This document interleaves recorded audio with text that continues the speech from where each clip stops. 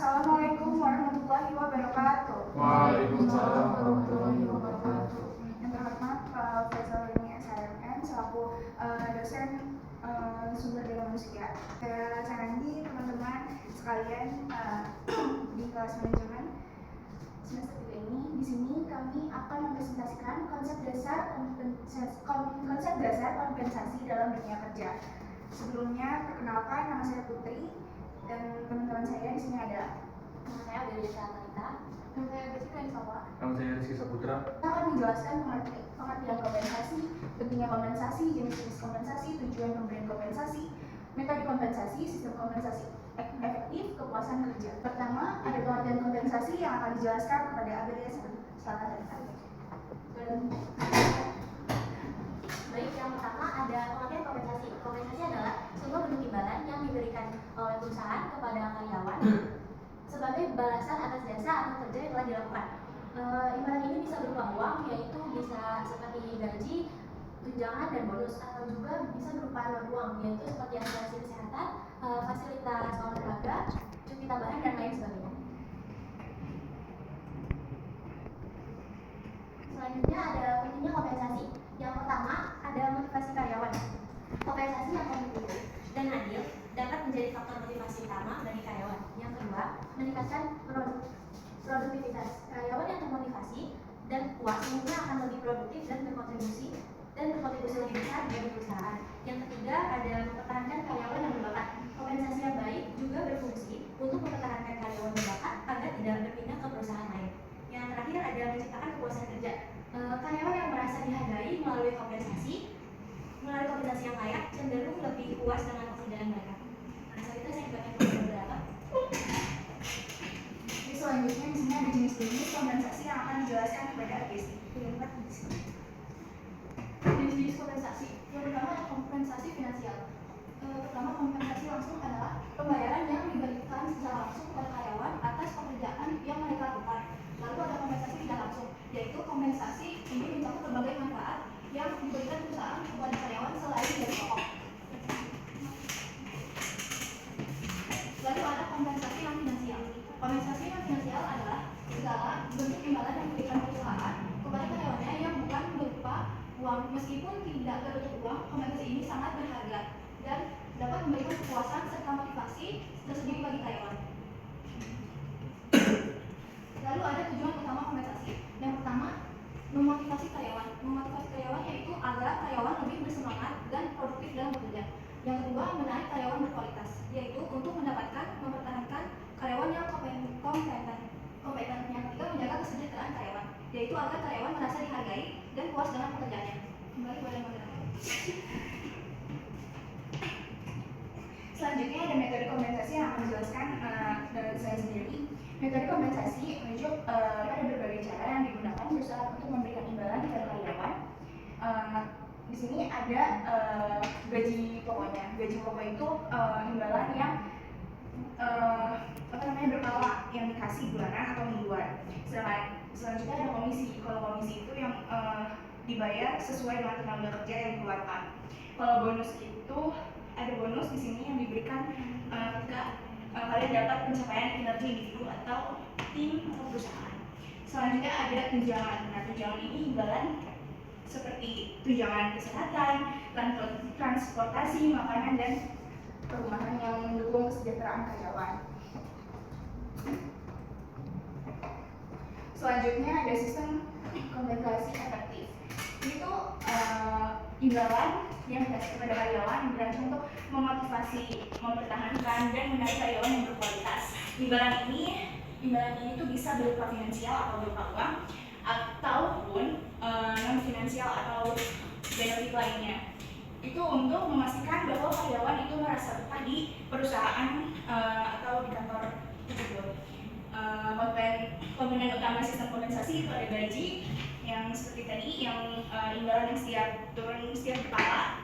Ada tunjangan kesehatan, tunjangan transportasi, atau tunjangan lainnya. Terus ada insentif, imbalan yang diberikan berdasarkan pencapaian kerja. Selanjutnya ada benefit itu yang non finansial, kayak fasilitas yang diberikan oleh kantor, itu salah satu benefit yang diberikan. Selanjutnya ada pengembangan karir. Pengembangan karir ini peluang bagi karyawan untuk mendapatkan ilmu yang lebih untuk mengembangkan dirinya, seperti melalui pelatihan, kursus, dan promosi jabatan. Selanjutnya ada kepuasan kerja yang dijelaskan pada Rizky berempat. Selanjutnya adalah kepuasan kerja. Kepuasan kerja adalah perasaan senang atau puas yang dirasakan seseorang terhadap pekerjaannya. Ini adalah sikap emosional yang mencerminkan seberapa menyenangkan atau tidak menyenangkan seorang jika memandang pekerjaannya. Sederhana, jika seorang merasa puas dengan pekerjaannya, mereka cenderung lebih bahagia dan produktif. Selanjutnya, dan kepuasan kerja ada beberapa aspek terpenting, yaitu salah satunya aspek kognitif. Aspek kognitif adalah sejauh mana seorang menilai pekerjaan mereka berdasarkan alasan yang logis dan evaluasi mereka terhadap hasil yang mereka terima dari pekerjaan tersebut. Yang kedua adalah aspek emosional, adalah emosional yang dialami seorang terkait pekerjaan mereka, apakah mereka merasakan kebahagiaan, kepuasan, atau bahkan frustasi. Yang ketiga adalah aspek perilaku. Aspek perilaku adalah sikap dari perilaku yang ditampilkan dalam menanggapi pekerjaan, termasuk loyalitas organisasi, tingkat motivasi, dan produktivitas. Selanjutnya ada faktor-faktor yang mempengaruhi.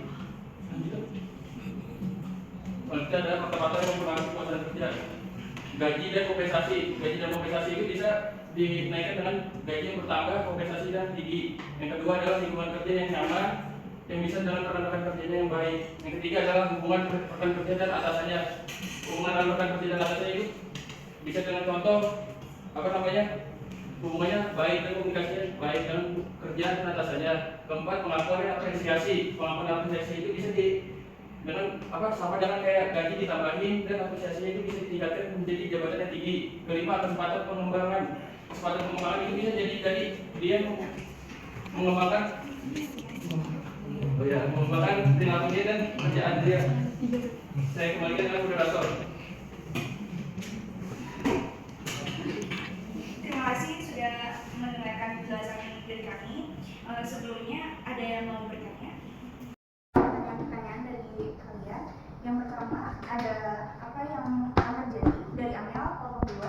Apa yang akan terjadi jika dalam suatu perusahaan menerapkan kompensasi tidak berjalan dengan semestinya?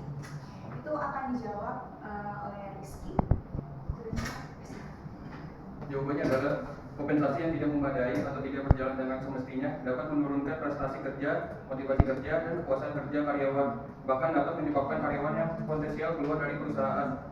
Apakah sudah cukup, Amel? Baik. Selanjutnya pertanyaan gue dari bulan ketiga itu bentuk kompensasi apa aja yang biasanya digunakan perusahaan untuk menarik dan mempertahankan pekerja yang produktif. Yang akan dijawab oleh Adelia. Baik, di sini saya akan menjawab pertanyaan dari Wulan kelompok 3. Jawabannya biasanya bentuk kompensasi dari perusahaan yang menarik dan dapat mempertahankan pekerja yang produktif, yaitu dengan memberikan fasilitas yang bagus, gaji yang sesuai dengan yang bisa dikerjakan, terus insentif atau bonus, dan yang terakhir ada tunjangan untuk karyawan. Selanjutnya pertanyaan yang ketiga dari Rama kelompok 2. Yaitu pertanyaannya, mengapa begitu penting bagi organisasi untuk mengukur dan mengakui kepuasan kerja karyawan? Yang akan dijawab oleh saya sendiri, yaitu kenapa penting kepuasan kerja itu karena dengan mengetahui kepuasan kerja karyawan, maka akan memudahkan bagi perusahaan untuk mengembangkan perusahaannya tersebut. Sudah cukup? Terima kasih. Selanjutnya pertanyaan keempat, yaitu contoh dari Citra kelompok 4, yaitu pertanyaannya, contoh kompensasi finansial itu seperti apa? Yang akan dijawab oleh Rizky. Saya akan menjawab pertanyaan dari Citra kelompok 4. Contoh kompensasi finansial itu ada fasilitas kerja, contohnya seperti ruang kerja yang nyaman atau peralatan yang canggih. Lalu ada fleksibilitas kerja, yaitu seperti jam kerja yang fleksibel, work from home, atau cuti tambahan. Lalu ada lingkungan kerja yang positif, seperti budaya perusahaan yang baik, hubungan antara rekan kerja yang harmonis, dan kepemimpinan yang inspiratif. Oke, ada ini? Sisi kedua. Enggak. Mau Ada yang tanya? sebelumnya ada yang mau bertanya lagi? Tidak. Terus pertanyaan kami tutup. Mungkin kurang lebihnya sekian dari presentasi kami. Kurang lebihnya mohon maaf bila ada salah kata atau perbuatan. Terima kasih. Wassalamualaikum warahmatullahi wabarakatuh.